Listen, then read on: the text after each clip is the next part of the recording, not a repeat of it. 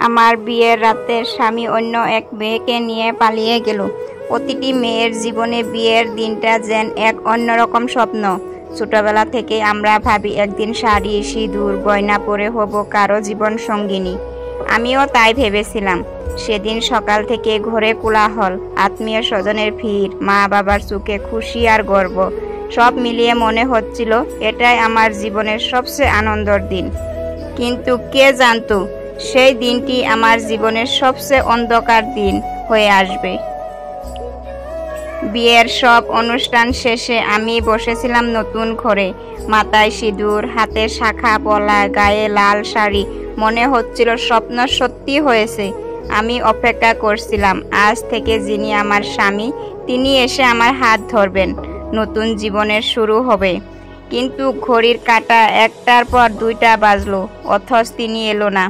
বুকের ভিতর একটা অদ্ভুত ভয় জমে উঠল। হঠাৎই এক আত্মীয় এসে জানালো, তোমার স্বামী অন্য এক মেয়েকে নিয়ে পালিয়েছে।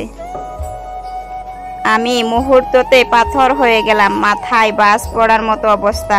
লাল শাড়ি, গয়না, সিঁদুর সব যেন হাসছিল আমার দিকে। আমার বুক ফেটে কান্না বেরোচ্ছিল, কিন্তু গলা দিয়ে কোনো শব্দ বের হচ্ছিল না। মনে হচ্ছিল পৃথিবীটা থেমে গেছে। পরের দিন সকাল থেকে গায়ের লোকজন আসতে লাগলো। সবাই একটা প্রশ্ন করছিল, কেমন করে এমন হলো? কেউ কেউ বলল, নিশ্চয় মেয়েটার দোষ আছে, তাই স্বামী পালিয়েছে। আমি জানতাম আমি কোনো দোষ করিনি, কিন্তু সমাজে মেয়েকেই দোষ দেওয়া হয়, পুরুষ যত বড় অন্যায় করুক না কেন। সেই রাতের পর থেকে আমার মা প্রতিদিন কেঁদেছে, আর বাবা মুখে শুধু নীরবতা। আমি জানতাম তারা আমার জন্যই সব থেকে বেশি কষ্ট পাচ্ছে। তাদের কষ্ট দেখে আমি বুঝলাম আমাকে শক্ত হতে হবে। যদি আমি ভেঙে পড়ি তবে আমার মা বাবা বাঁচতে পারবে না। আমি সিদ্ধান্ত নিলাম নতুনভাবে বাঁচব। চোখের জল মুছে চাকরির জন্য চেষ্টা করতে শুরু করলাম। অনেক অপমান সহ্য করেছি। চাকরির ইন্টারভিউতে পর্যন্ত মানুষ বলেছে, স্বামী তোমাকে ছেড়ে গেছে, তুমি সমস্যা করবে। তবু আমি হাল ছাড়িনি। অবশেষে একটা স্কুলের শিক্ষিকার চাকরি পেলাম।